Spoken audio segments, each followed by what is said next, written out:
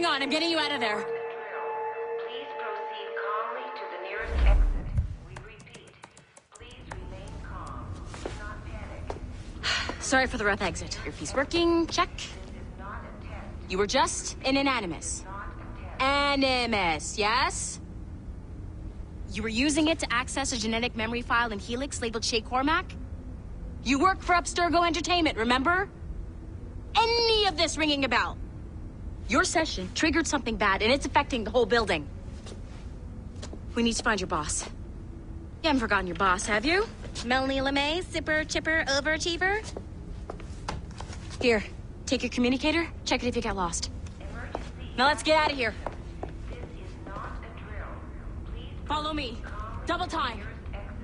We repeat. This chaos is absolutely your fault, in case you're wondering.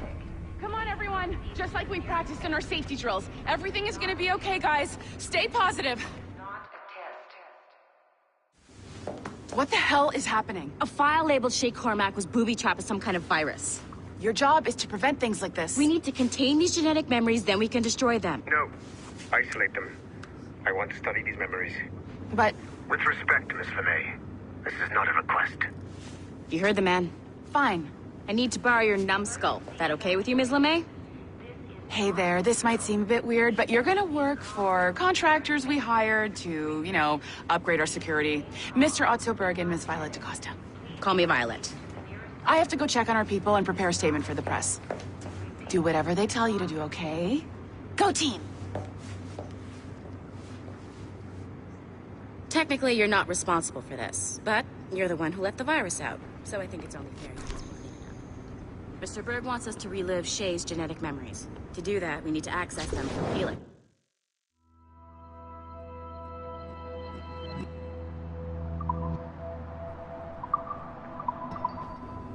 But the Helix is down. We'll have to reboot the main servers in the basement. Man, whoever designed this virus is a genius.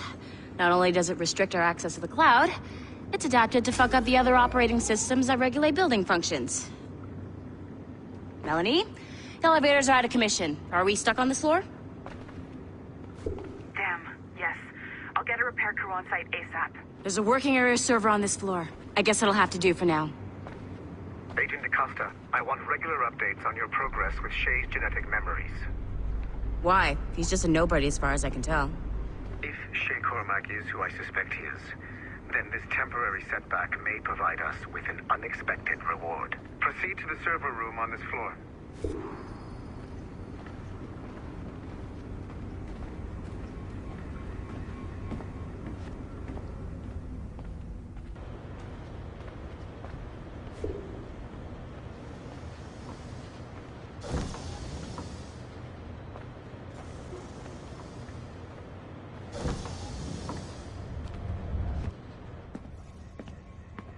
Do you see a flashing wireless signal?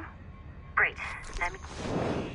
Once you restore the server, I'll connect your Animus workstation back to Helix. In theory, if you align the beams to segments of the core, it should solve the problem. But here's where it gets tricky. You have to move the circles in such a way that each segment is powered by a beam. The keyword here is each. One beam and one beam only per core segment, okay? Once everything is lit up properly, the system will reboot. Got it? Give it a shot.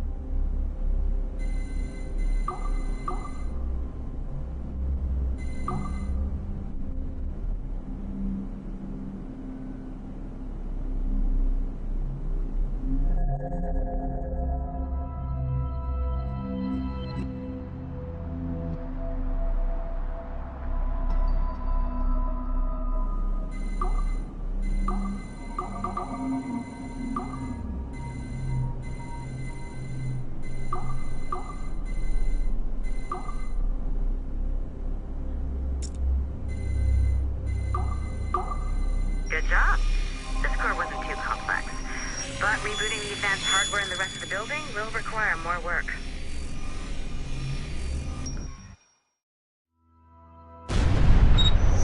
The assassins would have you believe that Al-Mualim was a great mentor who became corrupted with greed, and that he schemed with the Templars to acquire an apple of Eden. I see instead a shrewd and cunning leader, a man who used his best assassin, Altair ibn Lahad, to eliminate his conspirators in order to keep the apple for himself, so that he could use it to enforce world peace. While it must be stated unequivocally that Al-Mualim was not a Templar, it is interesting to me that his vision of peace was more in line with Templar philosophy than assassin. In the past, both sides had the same goal, that of peace. Our only difference was how we chose to achieve it. Had Al-Mualim not been killed by Altair and allowed to carry out his plan, perhaps we would not be fighting now.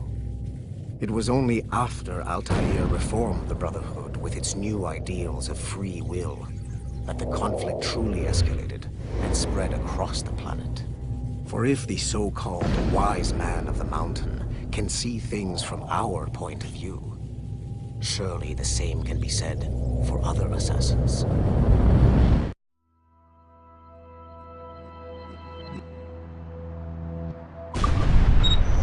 The assassins would have you believe that Al-Mualim was a great mentor who became...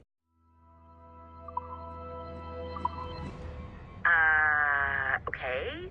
So, I'm not sure you were supposed to see that. You should just get back to your Animus.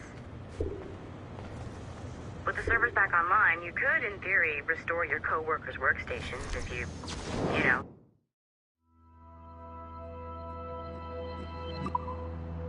Feel like being helpful. And you could, in theory, find some more digital goodies if you know, feel like being sneaky. Hey, one of your co-workers dropped his communicator by the elevator. If you see any tech lying around like that, grab them. There might be a clue as to who did this. Now that you have unlocked Shay Cormac's memories, we stand on the brink of a grand discovery. I know you must have questions about your new assignment, or about me. For now, all I will say is that Shay's story contains the answers. Shay. Haytham Kenway remains a controversial figure for me. I have great respect for him. After all, he was the Grand Master of the Colonial Rite, charged with finding a precursor site. Haytham was cunning and ruthless, but he had a streak of emotional weakness that ultimately triggered his downfall. He lost his father when he was a child, and the British Grand Master Reginald Birch raised him to become a Templar Knight. Haytham eventually learned that his father, Edward, had been an assassin. That he chose to stay a Templar, rather than follow in his father's footsteps, indicates to me that he believed he was already on the right path. When Haytham discovered that Birch was the one who murdered his father, he and his sister killed him in revenge. I believe this was the beginning of his downfall. Templars kill for efficiency, not petty emotions. When he discovered that his son Connor was an assassin working against him in the colonies, the same emotional weakness stayed his blade. A pity Connor did not show him the same mercy.